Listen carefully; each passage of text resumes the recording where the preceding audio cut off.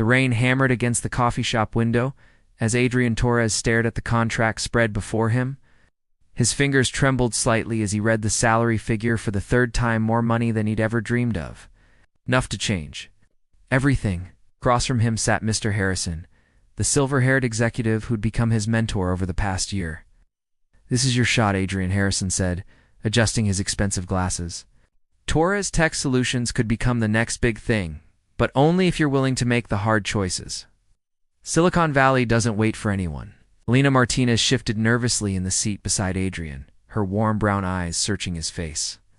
She'd been unusually quiet since they'd arrived, her hand occasionally brushing his arm in that gentle way that always calmed him. Today, however, her touch felt different, desperate, almost pleading. "Adrian, can we talk privately for a moment?" Alina asked softly, her voice barely audible over the rain. Harrison checked his watch impatiently. "We really need an answer today, son. The board meets tomorrow morning, and there are other candidates being considered." Adrian looked between the two most important people in his life, feeling the weight of the decision crushing down on him. The contract represented everything he'd worked toward since graduating: financial security, respect, the chance to prove he was more than just another kid from the poor side of town. "Give us 5 minutes," he told Harrison, then followed Alina to a quiet corner of the coffee shop. "Adrian, I know this opportunity means everything to you," Alina began, her voice thick with emotion. "But California is 3,000 miles away. What about us? What about the life we've been building together?" He ran his hands through his dark hair, unable to meet her eyes. "Alina, you have to understand. This isn't just about money. It's about proving myself, about becoming someone who matters." "But you already matter," she whispered, reaching for his hands. "You matter to me, to your family, to everyone who knows the real you. Why isn't that enough?" The question hung in the air between them like a blade. Adrian felt something cold settle in his chest as he looked at Alana, beautiful, supportive Alina, who worked 2 part-time jobs just to help him through his final year of college. She deserved better than the uncertainty he carried, better than the financial struggles that seemed to follow him everywhere. "Come with me," he said suddenly, though even as the words left his mouth, he knew it was impossible. Alina was in her final year of social work school, deeply involved in local community programs. Her roots ran deep in their small town. Tears began to slide down Elena's cheeks. "You know, I can't. My scholarship, my internship with the youth center, my family, everything I care about is here. Except you, apparently." "That's not fair," Adrian said, his voice sharper than intended. "I'm doing this for us, for our future." "No," Alina shook her head, her voice growing stronger despite her tears. "You're doing this for you. And if you walk away now, if you choose that contract over what we have, don't expect me to be here when you decide you're ready to come back." Harrison cleared his throat behind them. "Adrian, I'm sorry to interrupt, but I really do need an answer." Adrian looked at Alina one last time, memorizing the curve of her face, the way her hair fell across her shoulders, the trust that had once shone so brightly in her eyes. Then he turned away and walked back to the table. "I'll take it," he said, his voice steady as he signed his name across the bottom of the contract. Behind him, he heard Elena's soft sob and the sound of the coffee shop door closing as she walked out of his life. As Harrison shook his hand and talked excitedly about moving arrangements and start dates, Adrian stared out at the rain and wondered why victory felt so much like loss. 5 years later, Adrian Torres stood at the floor-to-ceiling windows of his penthouse office. Gazing out at the glittering skyline of San Francisco, the city sprawled beneath him like a circuit board. All lights and possibilities, a far cry from the small Midwest town he'd left behind. His reflection in the glass showed a man transformed, expensive suit, confident posture, the kind of presence that commanded respect in boardrooms across Silicon Valley. The quarterly reports are looking exceptional, Marcus Webb, his business partner and closest friend, announced as he entered the office. Marcus dropped a thick folder on Adrian's mahogany desk, the papers inside representing millions in revenue. From their latest software acquisition, we're up 30% from last quarter. At this rate, we'll hit our billion-dollar valuation by year's end. Adrian nodded absently, his mind already moving to the next deal, the next challenge. That success had become a drug, each achievement only intensifying his hunger for more. What about the Denver expansion? Contract signed this morning. We'll have 200 new employees by Christmas. Marcus poured himself a scotch from the crystal decanter Adrian kept for such occasions. You should be celebrating, partner.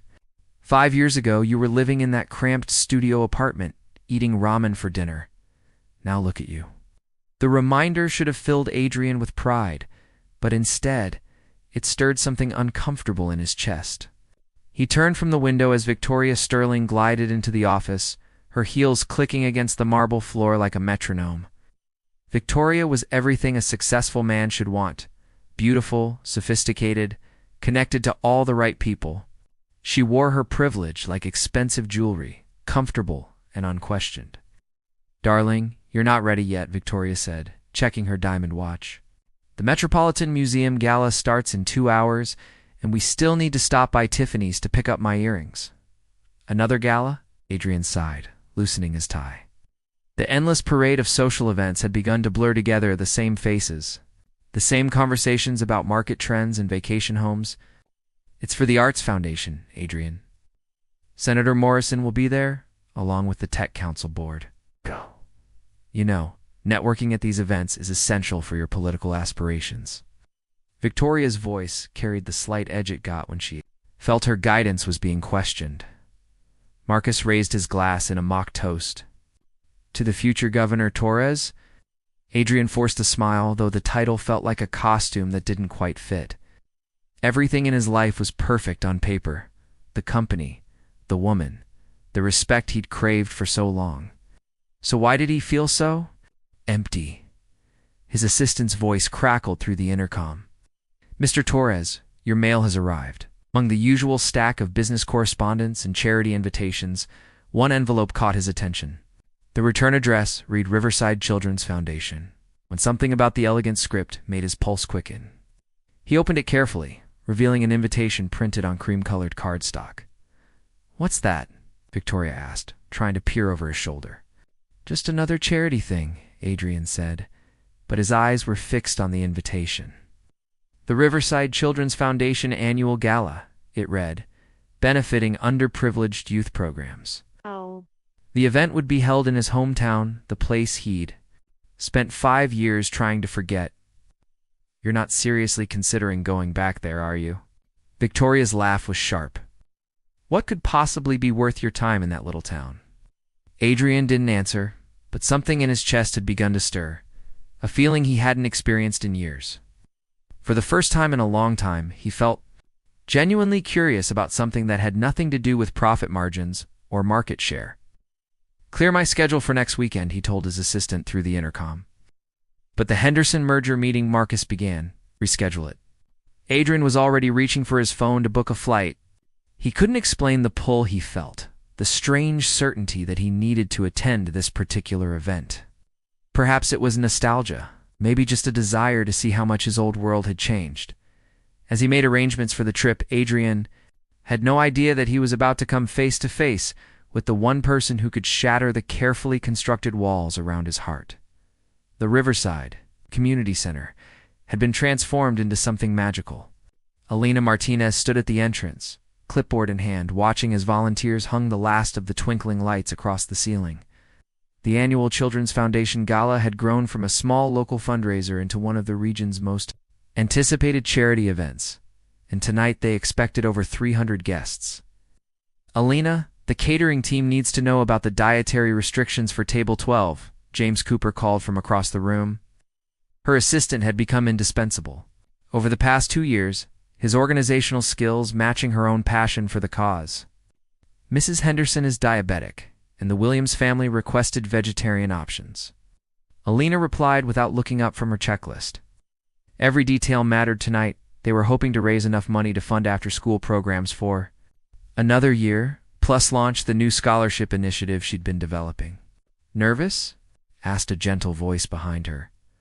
Alina turned to see Father Miguel, the elderly priest who'd helped her through her darkest moments 5 years ago. His kind eyes crinkled with warmth as he adjusted his formal black suit, looking uncomfortable, but determined to support the cause Excited, Alina corrected, though her smile held a hint of tension. We've worked so hard for this night. The children deserve every opportunity we can give them. You've become quite remarkable, you know, Father Miguel said softly. When you first came to me heartbroken and lost, I never could have imagined you'd transform that pain into something so beautiful. Alina felt a flush of pride mixed with old sadness. The years after Adrian left had been the hardest of her life, but they'd also shaped her in ways she never expected. Losing him had taught her that she was stronger than she'd ever known, capable of building a life that mattered. On her own terms, Ms. Martinez. A volunteer approached hesitantly. There's someone at the registration table asking about purchasing a ticket for tonight. He says he has an invitation but forgot to RSVP. Alina glanced at her watch. Guests would begin arriving in 30 minutes. Tell them we can accommodate one more. Just add him to table 8. As the volunteer walked away, Alina caught sight of herself in one of the decorative mirrors. The woman looking back bore little resemblance to the girl who used to wait by the phone, hoping Adrian would call. Her hair was swept into an elegant updo, her black dress sophisticated yet approachable, but the real change was in her eyes. They held a confidence that came from knowing her own worth. The first guests began filtering in, a mix of local business leaders, teachers, families who'd benefited from the Foundation's programs, and supporters from neighboring cities. Alina moved through the crowd gracefully, greeting everyone with genuine warmth, sharing stories about the children they were helping. Alina, you've outdone yourself, praised Mrs. Davidson, the former mayor. This is even more beautiful than last year. Wait until you see the presentation, Alina replied. 3 of our scholarship recipients will be speaking about how the program changed their lives. As she spoke, Alina noticed a commotion near the entrance. James was gesturing animatedly at someone, and she could see tension in his posture. She excused herself and made her way over, prepared to handle whatever crisis had emerged. Ma'am, this gentleman says he has an invitation, but his name isn't on our guest list, James explained, his voice carefully professional. Alina looked up, ready to resolve the situation with her usual diplomatic grace, and felt the world tilt sideways. Standing before her, impossibly real and achingly familiar, was Adrian Torres. He was different, taller somehow, broader through the shoulders, wearing a suit that probably cost more than most people made in a month. But his eyes were the same. Deep brown she'd once lost herself in, now watching her with an expression she couldn't quite read. Hello, Alina, he said softly, his voice exactly as she remembered it. For a moment, the bustling gala faded away. Alina felt herself transported back 5 years, to coffee shops and late-night conversations, to dreams they'd shared and promises that had been broken. Her heart hammered against her ribs, but her voice when she spoke was steady, professional. Adrian Torres, she said, extending her hand in greeting as if he were any other guest. Welcome to the Riverside Children's Foundation Gala. James, please add Mr. Torres to table 8. Adrian's fingers brushed hers as they shook hands, and Alina felt a jolt of electricity that she quickly suppressed. She would not let him see how much his unexpected appearance had shaken her. Thank you, Adrian said, his eyes never leaving her face. You look incredible. Enjoy the evening, Alina replied politely, already turning to greet the next group of arrivals. But she could feel his gaze following her as she moved through the crowd. And she knew with sinking certainty that this night would be far more complicated than she'd planned. The gala was in full swing. When Alina noticed Adrian hadn't taken his assigned seat. Instead, he lingered at the edges of conversations, his attention constantly drifting back to her as she moved through the room. She tried to focus on her duties, introducing donors to program beneficiaries, ensuring the silent auction was running smoothly, preparing for her upcoming speech, but his presence was a constant distraction. Alina, you seem tense, observed Thomas Rivera as he joined her near the dessert table. Thomas, a successful architect who'd moved to Riverside 2 years ago, had become a close friend and generous supporter of the foundation. Tonight, he'd volunteered to be her date, though they both understood it was more about companionship than romance. Just the usual pre-speech nerves, Alina lied, accepting the glass of champagne he offered, Thomas followed her gaze across the room to where Adrian stood alone, studying one of the photo displays showcasing the foundation's work. "Old friend?" he asked carefully. Elena's laugh held no humor. "Something like that." Before Thomas could respond, Adrian materialized beside them, his sudden appearance making Elena's pulse quicken despite her best efforts to remain composed. "I hope I'm not interrupting," Adrian said, though his tone suggested he didn't particularly care if he was. "I wanted to congratulate you on this incredible event. The work you're doing here is remarkable." "Thank you," Elena replied coolly. "Thomas Rivera. Meet Adrian Torres. Thomas is one of our most generous supporters." The two men shook hands with the careful politeness of wolves marking territory. Thomas, sensing the undercurrent of tension, excused himself to check on the auction tables, leaving Elena and Adrian alone for the first time that evening. "Can we talk?" Adrian asked quietly. "Privately?" Elena glanced around the crowded room. "I'm rather busy at the moment. Please, just 5 minutes." Against her better judgment, Elena found herself nodding toward a quiet corner of the room, away from the main festivities. As they walked, she was acutely aware of the whispers following them. She was well known in their small community, and Adrian's expensive suit and confident bearing had already attracted attention. "You've built something amazing here, Adrian," said once they were alone. "When I saw the invitation, I had to come. I needed to see." To see what?" Elena's voice was carefully controlled. "See if the girl you left behind had managed to pick up the pieces." Adrian winced. "That's not... I mean, yes, partly." "Elena, I know I hurt you. Hurt me?" Elena's composure cracked slightly. "Adrian, you didn't just hurt me. You made me believe we were building something together. Then you walked away like I meant nothing." "Well, we had meant nothing. It wasn't like that," Adrian said desperately. "You meant everything to me." "You still do? Stop." Elena held up her hand. "Don't you dare try to rewrite history. You had a choice 5 years ago and you made it. You chose your ambition, your money, your success over us. And you know what? I'm grateful you did." Adrian stared at her, clearly not expecting that response. "Grateful? If you'd stayed, if you'd chosen differently, I never would have discovered who I really am. I never would have built this." Elena gestured toward the gala around them. "You leavin'? Forced me to become strong, to find my own purpose. So thank you." "Elena, please, ladies and gentlemen." James's voice echoed through the microphone. "Please take your seats for our presentation." Elena straightened her shoulders, slipping back into her role as the evening's host.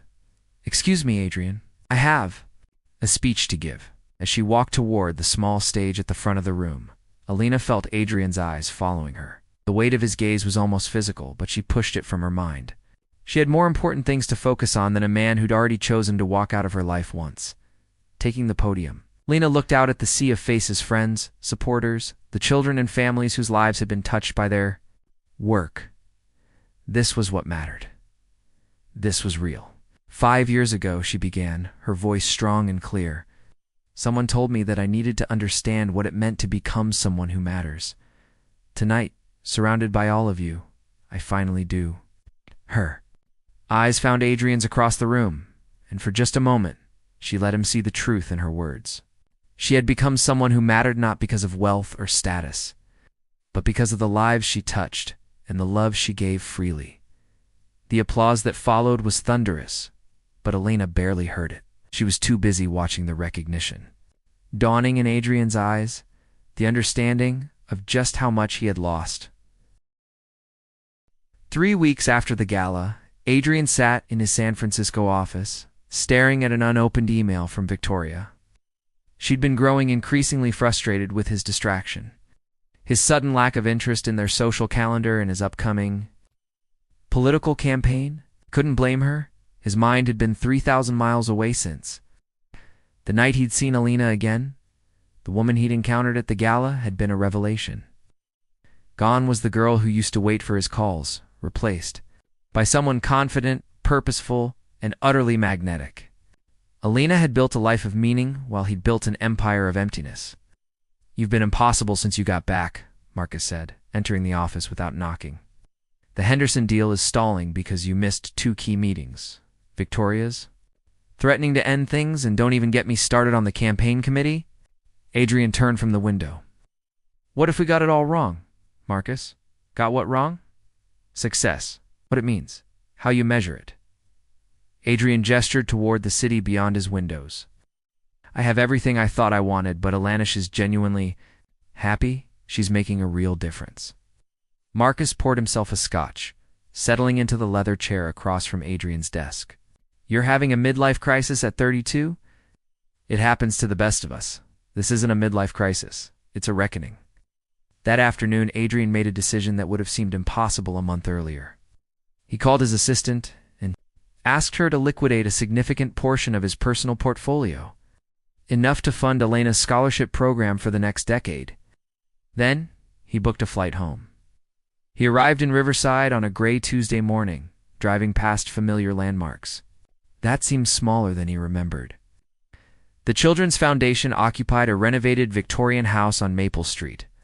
Its cheerful yellow paint and welcoming porch a stark contrast to the steel and glass structures he'd grown accustomed to. Elena looked up in surprise when he entered the small reception area. She was sitting at a desk covered with grant applications and thank you letters. Her hair pulled back in a simple ponytail, wearing a sweater that had definitely seen better days. She looked more beautiful than any woman in any ballroom he'd. Ever seen double quotes, Adrian? What are you doing here? I have a proposition, he said, setting a check on her desk. I want to fund your scholarship program. Elena glanced at the check and gasped. Adrian, this is too much. I can't accept this. Why not? Because... Elena stood, putting distance between them. Because I know you. This isn't about the children. This is about guilt or trying to buy your way back into my good graces, or... You're right, Adrian interrupted. It started as guilt. But sitting in that gala, watching you speak, seeing what you've built, Elena, you're changing lives every day. Real lives, real futures. What I do? It's just numbers on spreadsheets. Your company employs thousands of people to make me richer. That's not the same thing. Elena studied his face carefully. What do you want from me, Adrian? For a long moment he was quiet, searching for words that had never come easily. Forgiveness, he said finally, and maybe a chance to learn how to matter the way you matter. I forgave you years ago, Elena said softly. I had to for my own peace, but trust, that's different. That's something you destroyed when you walked away. Then let me earn it back. Adrian's voice was raw with sincerity, not with money or grand gestures, but with time. With proving that I've learned what real success looks like. Elena was quiet for so long that Adrian began to fear he'd lost her entirely. When she finally spoke, her voice was barely above a whisper. I won't be your redemption project, Adrian. Won't be the prize you win to prove you've changed. If you want to be in my life, it has to be because you value who I am now, not who I was to you before. I do, Adrian said immediately. Elena, you're the strongest, most compassionate person I've ever known. You turn pain into purpose, loss into love for others. I don't want to change you or fix you or complete you. You're already complete. I want to learn from you. Something shifted in Elena's expression, a softening around her eyes that gave Adrian hope. There's a condition, she said finally. If you want to be part of this world, you can't be the silent benefactor writing checks from California. You have to be here, really here, volunteering, getting to know the kids, understanding what we do and why we do it. I'll move back, Adrian said without hesitation. I'll relocate the company, work remotely, whatever it takes. And Victoria ended things yesterday.